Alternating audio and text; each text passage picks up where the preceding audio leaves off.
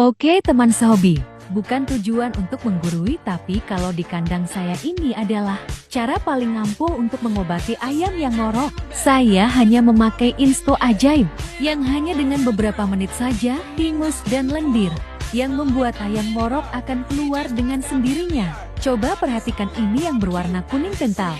Inilah penyebab yang membuat ayam kita jadi ngorok. Insya Allah setelah keluar hingus dan lendirnya ayam Anda akan sembuh dengan sendirinya.